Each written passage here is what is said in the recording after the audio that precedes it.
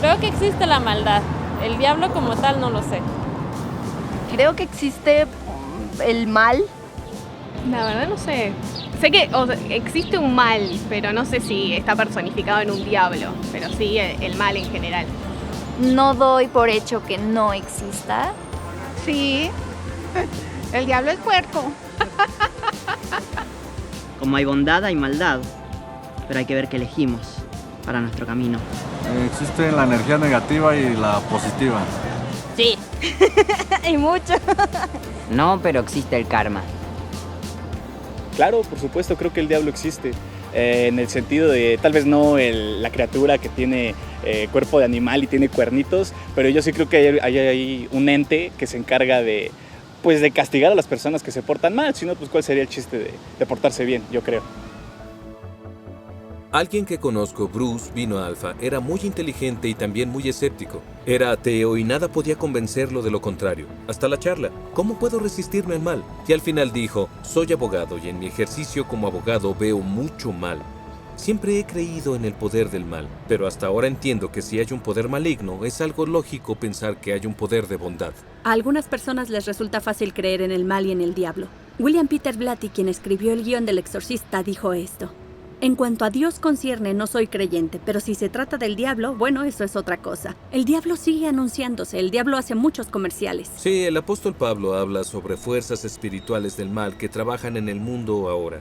Y lo que afirma el Nuevo Testamento es que así como detrás del bien está Dios en persona, también detrás del mal está el diablo. Ahora, eso podría sonar inverosímil, pero para algunos es más sencillo creer en el diablo que creer en Dios. Yo era ateo. Me resultaba muy difícil creer en la existencia de Dios. Me volví cristiano. Llegué a creer en Dios. Pero luego, una persona me dijo que existe el diablo. Y dije, por favor, si ya es difícil creer en Dios, olvídate de que cree en el diablo. Parte del problema es que tenía una imagen falsa de Dios y del diablo. Imaginaba a Dios como un hombre viejo, con barba, sentado en una nube. También tenía una imagen falsa del diablo. Creía que el diablo tenía cuernos, cola, pezuñas y una horquilla. Claro que esas imágenes de Dios y del diablo no solo son falsas, sino que, además, no concuerdan con la Biblia. El Nuevo Testamento habla sobre una triple alianza, como el mundo, la carne y el diablo. El mundo es el enemigo alrededor nuestro, es todo el mal alrededor nuestro, el mundo que se ha alejado de Dios. La carne es el enemigo en nuestro interior. La carne no es el cuerpo, no hay nada de malo en el cuerpo, son los deseos malignos que provienen de nuestro interior. Y el diablo es el enemigo mayor. Está claro que Jesús creía en la existencia del diablo. Él enseñó a sus discípulos a orar, líbranos del maligno. El mismo Jesús fue tentado por el diablo. Ahora, la Biblia habla sobre la existencia del diablo. Y por tradición los cristianos a lo largo de la historia siempre han creído en fuerzas espirituales malignas. Y tú tal vez has tenido esta experiencia, en especial si has tenido la experiencia del Espíritu Santo. De pronto ves que hay toda clase de cosas en tu contra, tentaciones de las que no habías estado al tanto. También está el sentido común. ¿Cómo podemos explicar toda la maldad que existe en el mundo? Este es un mundo donde suceden cosas terribles. El teniente general Romeo de Elea era parte de las fuerzas de la paz de la ONU en Ruanda y presenció el genocidio de 1994. Como solo contaba con unos cuantos oficiales, no pudo evitarlo. Después escribió un libro y lo llamó Estrechando la mano del diablo. Escribió esto: sé que existe Dios porque en Ruanda estreché la mano del diablo. Lo he visto, lo he olfateado, hasta lo he tocado. Sé que el diablo existe y por lo tanto sé que existe Dios.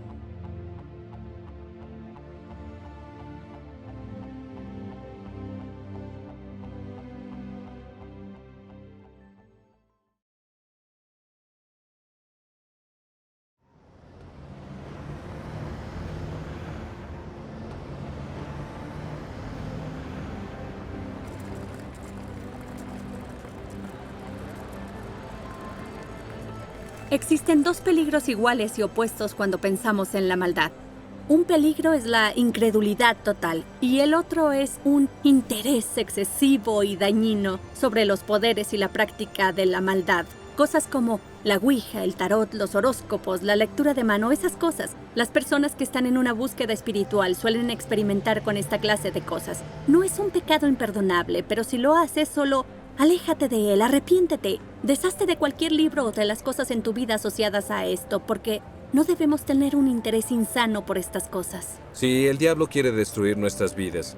Jesús describió al diablo como el ladrón, que quiere robarnos. El ladrón no viene más que a robar, matar y destruir. Ese es su principal objetivo. Es todo lo contrario a lo que Jesús quiere para tu vida. Jesús te ama. Él dijo, yo he venido para que tengan vida y la tengan en abundancia. Es lo que Dios quiere para ti, vida en abundancia. El diablo busca destruirnos y usa tácticas astutas. Nunca es obvio al principio cuando trata de seducirte. Fui acusado de homicidio cuando tenía 15 años. A los 16 me encerraron en la cárcel. Llegué al centro de detención Medamsley y fue muy duro. En ese lugar me decían qué hacer y qué no hacer. Estaba en contra de la autoridad. Recibía muchas golpizas. Varias veces estuve en aislamiento y no sirvió de nada. Pensaba que eran bravucones. Y cuando salí de ahí estaba más enojado que cuando entré. Era una vergüenza para mi madre. Me dijo, ¿sabes qué? Tú eres el hijo de Satanás. Eres el mal y eres todavía peor de como era tu padre. Eso fue duro para mí porque mi padre era muy violento con mi mamá y la violaba. Para mí, que ella dijera que era peor que mi padre, que era el hijo de Satanás, me hizo sentir muy enojado. Mi siguiente paso fue volverme un hooligan del fútbol. Tengo heridas en toda la cara. Me cortaron el dedo meñique, fui apuñalado 4 veces en el brazo y en el pecho, rompieron una botella en mis ojos, no tengo dientes frontales. Tuve luxaciones en ambos hombros, los brazos se zafaban de mis hombros. Yo era la anarquía, amaba la lucha. Las cosas que hacía eran... No puedo mencionarlas, de hecho. Pero puedo decir que hice cosas que eran verdaderamente malvadas. Yo era malvado, yo era pura maldad. El diablo quiere llevarnos por un camino de destrucción. Ahora, ¿cuáles son las tácticas del diablo? La primera es la duda. Todas las cosas importantes de la vida requieren fe y por lo tanto están abiertas a la duda. El diablo quiere que dudemos de lo que creemos y creamos en la duda. Pero Dios quiere que dudemos de la duda y creamos en lo que creemos. El diablo miente y hace que dudemos de quiénes somos y de quién es Dios. Y Jesús describe al diablo como un mentiroso, es el padre de la mentira. En el jardín del Edén, en los primeros capítulos de Génesis, que es una explicación de cómo trabaja el diablo es descrito como una serpiente. Y su primera frase para la humanidad es verdad que Dios les dijo, lanza la duda a lo que Dios dijo. Lo vemos claramente con Jesús. En su bautismo en el río Jordán, las palabras del Padre vienen del cielo. Este es mi Hijo amado. Estoy muy complacido con él. Inmediatamente después, Jesús es llevado al desierto y el diablo se acerca a él. Y su primera frase es, si eres el Hijo de Dios. Es decir, que el diablo quiere hacer que Jesús dude de su identidad. El diablo tratará de hacerte dudar de la bondad de Dios, de persuadirte de que Dios es un aguafiestas, que quiere arruinar tu diversión. Miente sobre la identidad de Dios y la tuya. Y si puede hacerte dudar de tu identidad de cristiano e hijo de Dios, lo hará. Sí, muchos luchamos con la inseguridad. Las mentiras sobre nosotros que otros nos han dicho y que acabamos creyendo. Pero nuestra identidad verdadera es que somos hijos de Dios, grandemente amados por nuestro Padre Celestial y que somos creados a su imagen con un propósito único. Otra táctica del diablo es la tentación. Y todos experimentamos la tentación a cierto grado.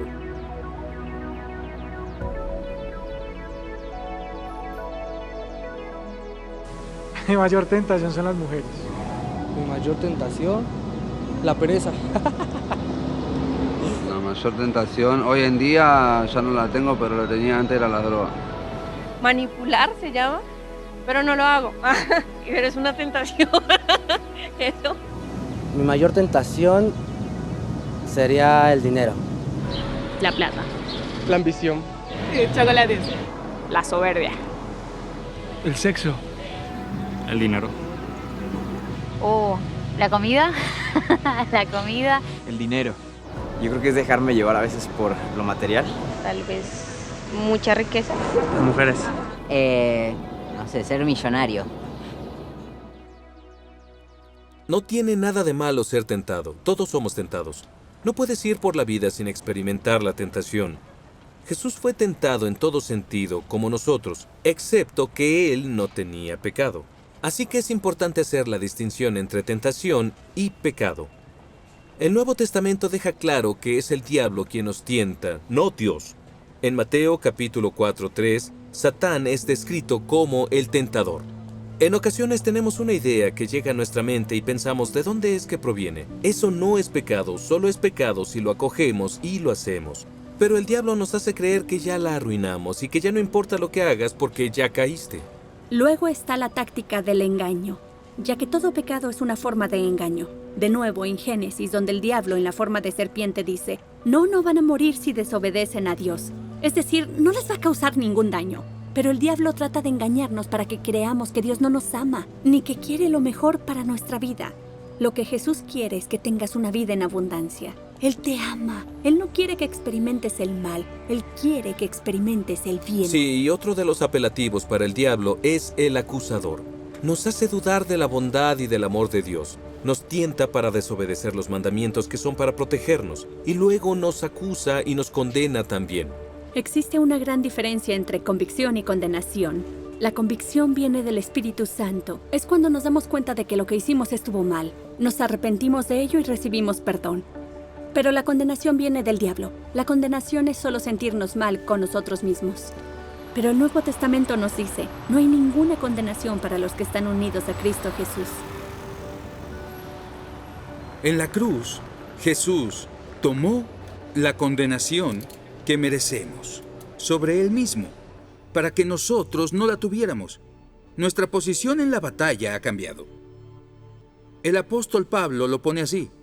Él nos liberó del dominio de la oscuridad y nos trasladó al reino de su amado Hijo. En otras palabras, estuviste en el dominio de la oscuridad, donde se podía decir que el diablo estaba en control. Pero a través de la cruz y de la resurrección de Jesús, en el momento que invitaste a Jesús a venir y a ser parte de tu vida, Dios te traslada del dominio de la oscuridad hasta el reino de Jesús, donde Jesús está en control y encuentras libertad total. En 1995 yo era un vagabundo y no lo había entendido entonces. El interior de mi cuerpo se estaba colapsando porque solamente bebía, me drogaba, no comía. No me daba cuenta que estaba sufriendo septicemia. Estaba desnutrido y deshidratado. En marzo de 1996 algunas personas vinieron a la calle y me dijeron, ¿sabes que Dios te ama? Y las espanté. Jesús, mi abuela cantaba sobre Jesús cuando era niño. No existe tal cosa. Y a la semana volvieron. Y a estos hombres y mujeres cristianos en la calle. Los siguientes 6 meses, una mañana desperté, era un día normal. Tomé mi alcohol y mis drogas y me desmayé. Me llevaron al hospital. Estuve en coma por 6 días. Mi madre pidió permiso para ir al hospital, así que fue al hospital. Estaba muerto. Me dieron los santos óleos el 6º día. Y el médico dijo a mi mamá que no había nada que hacer. Entonces ella dijo, ¿me pueden dar unas horas para pensarlo? Mi mamá entró al cuarto. Había muchas personas que fueron a despedirse de mí. Tony, mi compañero, le dijo a mi mamá, hay unos cristianos aquí, y mamá dijo, ¿de qué me van a servir? ¿Cómo pueden ayudarlo? Está muerto. Ellos dijeron, vamos a orar por él. Así que empezaron a orar por mí. Pusieron sus manos sobre mi cabeza y dijeron, en nombre de Jesucristo de Nazaret, dale a este hombre vida nueva. Y desperté, me senté, me quité la máscara de mi boca. Estaba vivo, volví a la vida, pero no solo fue un despertar milagroso del coma. Desperté completamente diferente. Sabía que no volvería a beber, a drogarme, ni a fumar. Quería ayudar a las personas. Pensé que me había vuelto loco, para ser honesto. Estos hombres cristianos me dijeron, ¿sabes qué, Graham? Necesitas ir a un curso alfa. Entonces dije, ¿qué es ese curso? Fuimos durante el día. En la tercera charla, en la tarde me levanté. Y dije, Jesús, estas son las palabras exactas, no las olvido. Era noviembre 9, 1996, al 2:45, y dije, Jesús, me han dicho que me amas, y yo empiezo a creer que sí me amas, pero no es suficiente, necesito saberlo en mi corazón. Después de decir eso, dije, perdóname, ¿entrarías a mi vida? Y colapsé en mi silla. Estaba llorando y no podía parar. En ese momento, mientras las lágrimas salían de mis ojos, entendí de dónde venía yo. Entendí quién era yo. Y supe lo que tenía que hacer. Esa noche a las 10 en punto regresé a las calles de Middlesbrough, lleno de Jesús, y comencé mi ministerio. Eso fue hace 19 años. Y desde entonces es lo que he hecho. He ido, le he hablado a las personas sobre Jesús y he dirigido 141 cursos alfa. Hay un par de cosas que le digo a las personas en las calles o en la prisión cuando las conozco, porque están llenos de duda y yo tenía dudas. Dicen, Graham, ¿cómo sabes realmente que no despertaste solamente del coma? Ahora, tal vez sí desperté del coma por coincidencia, pero les digo, en estos 19 años, ¿por qué he vivido como lo he hecho? ¿A dónde se fue la violencia? ¿A dónde se fue la ira y el rechazo? ¿Y el desconocimiento del amor? ¿A dónde se fue todo eso de la noche a la mañana? Jesús es el amor supremo, es lo que cambió a Graham Seed. Y si ha cambiado a Graham Seed, lo puede hacer con cualquiera.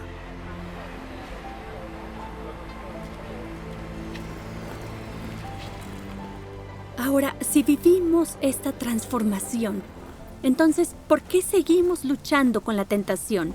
¿Y por qué seguimos luchando con la maldad? El momento decisivo de la Segunda Guerra Mundial fue el día D, el 6 de junio de 1944. Al amanecer, miles de tropas aliadas empezaron a llegar a estas playas bajo intenso fuego enemigo. A pesar de que se perdieron muchas vidas, fue el principal avance. Básicamente es el día que se ganó la guerra. En la muerte y la resurrección de Jesús se consiguió la victoria definitiva. Ese fue el momento decisivo. Y el momento en que tú invitaste a Jesús a tu vida, si es que lo hiciste, se rompió el poder del pecado. Pero la guerra no terminó ahí. Hubo un largo periodo de meses de operaciones de limpieza hasta el día BE, la victoria en Europa, el 8 de mayo de 1945. En cierto sentido, ahora estamos viviendo entre el día D y el día BE. Se ha obtenido la victoria, pero seguimos en este periodo de operaciones de limpieza, que solamente terminará cuando Jesús regrese y cuando podamos verlo. Y si tu experiencia se parece a la mía, cuando yo encontré a Jesús, cambiaron muchas cosas en mi vida. Pero hay otras veces en las que sigo luchando, y si soy honesta, sigo luchando actualmente.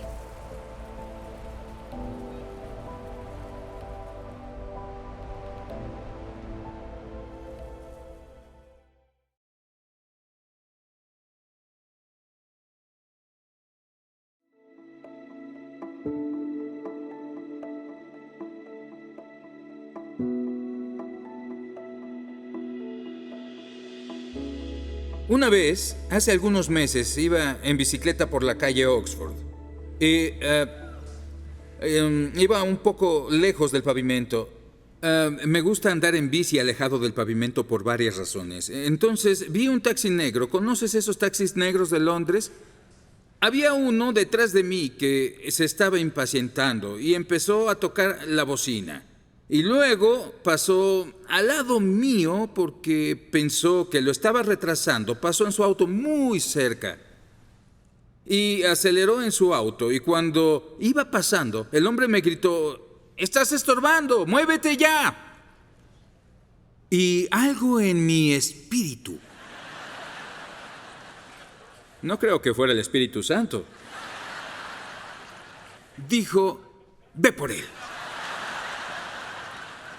Ahora, lo grandioso de la bicicleta es que los autos se tienen que detener en los semáforos. Entonces se detuvo en un semáforo y pude alcanzarlo. Cuando iba a su lado, él dijo: estás estorbando, deberías moverte. Y le dije: ¿cuál es tu número? Porque sé que no les gusta que los reporten. Y le dije: ¿cuál es tu número? En ese momento la luz cambió a verde y dijo: ¡mi número! Y entonces se fue. Muy bien, pensé, voy a alcanzarlo. Así que empecé a perseguirlo. Estaba viendo y tratando de aprenderme su número, 58815. Voy a reportarlo, 58815. Observé que podía verme por el espejo retrovisor. Trataba de ver lo que yo estaba haciendo. y logré alcanzarlo. Otra vez me puse a su lado y dijo, Nicky, debes seguir las reglas.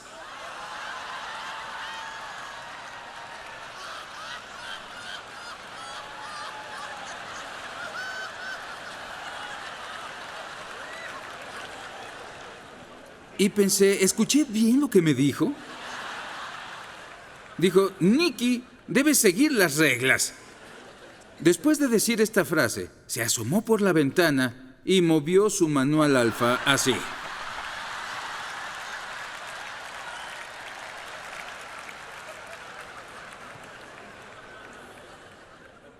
Entonces me acerqué a él y le dije, ¿ya hiciste el curso alfa? Y dijo, sí, me convertí en cristiano en alfa hace 2 meses. No había tenido mucho tiempo para la santificación. Le dije, ¿cómo te llamas? Y dijo, me llamo Dean. Le dije, es un placer conocerte.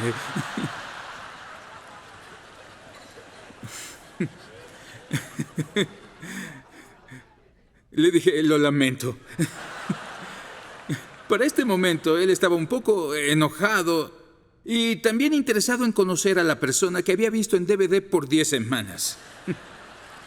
El pasajero de atrás estaba completamente desconcertado. Entonces Dean se dio la vuelta y dijo, este hombre dirige el curso alfa, es inspirador, me ha cambiado la vida. Y mientras me alejaba pensé, todavía me falta un largo camino. Seguimos en la batalla. Es un proceso y no estará completo hasta que Jesús regrese. Ahora, ¿cuál es nuestra defensa? ¿Cómo enfrentamos esta batalla? Bueno, Pablo dice en Efesios capítulo 6 que para enfrentar esta batalla debemos fortalecernos en el Señor. Debemos ponernos la armadura de Dios. Efectivamente, la Biblia está diciendo que tenemos que deshacernos de los malos hábitos y reemplazarlos con buenos. Acérquense a Jesús, concéntrense en Jesús, ceñidos con el cinturón de la verdad. Jesús dijo, yo soy la verdad. Esto es lo contrario de la hipocresía, es autenticidad, integridad, apertura a tu vida. La coraza de justicia. Mantén relaciones adecuadas, no guardes resentimientos. Si te equivocas como todos, pide a Dios que te perdone y enmiéndalo rápidamente. Y lo mismo con otras personas. Si tienes problemas con alguien, resuélvelo rápido, pide su perdón, soluciónalo. Involúcrate en el servicio y calzados con la disposición de proclamar el Evangelio de la paz. No te sientes sin hacer nada.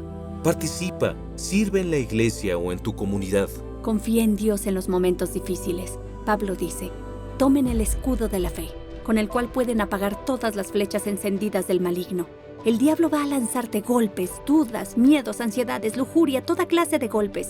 Tú sigue confiando, no abandones tu fe. Tomen el casco de la salvación. Gana la batalla de la mente. Salvación significa libertad, la libertad que Jesús nos da. Todas estas tentaciones suelen iniciarse en la mente. Una idea se convierte en acción, una acción se convierte en hábito, un hábito se vuelve un destino. Conoce tu Biblia, empápate en la palabra de Dios. Tomen la espada del Espíritu, que es la palabra de Dios. De verdad te recomiendo que conozcas este libro, que lo leas diario si puedes. Usa una copia en papel, descarga la aplicación de la Biblia en un año, lo que te funcione. Cada vez que Jesús era tentado, respondía con un versículo de la Biblia. Conocía las Escrituras bien y las usó como defensa contra los ataques del enemigo. Sigue orando. Oren en el Espíritu en todo momento, con peticiones y ruegos. Mantente cerca de Dios con la oración. Y finalmente, manténganse firmes.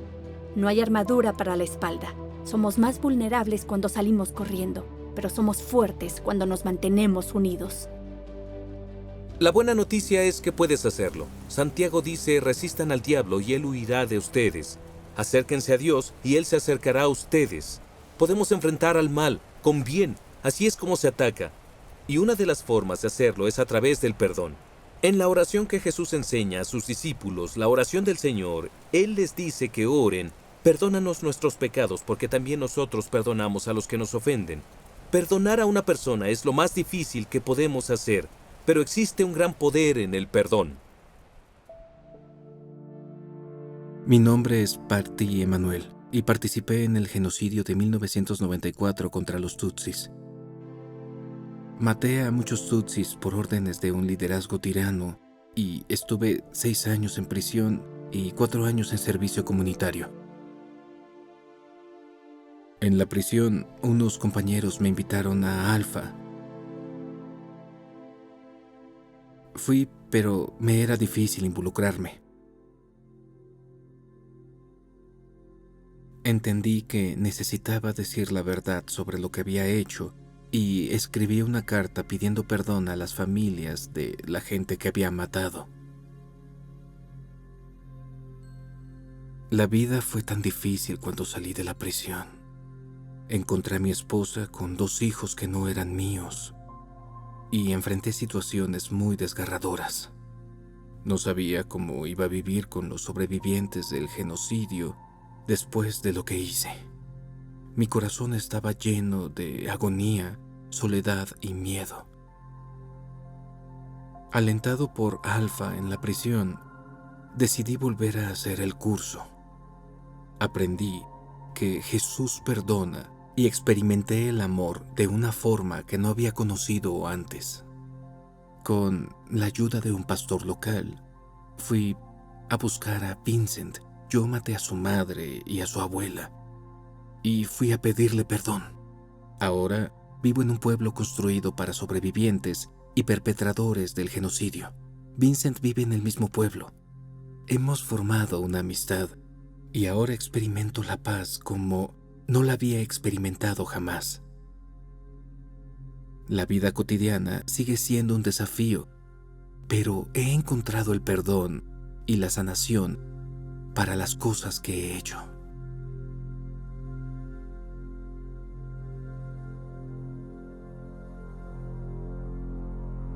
Pablo dice, no te dejes vencer por el mal, al contrario, vence el mal con el bien.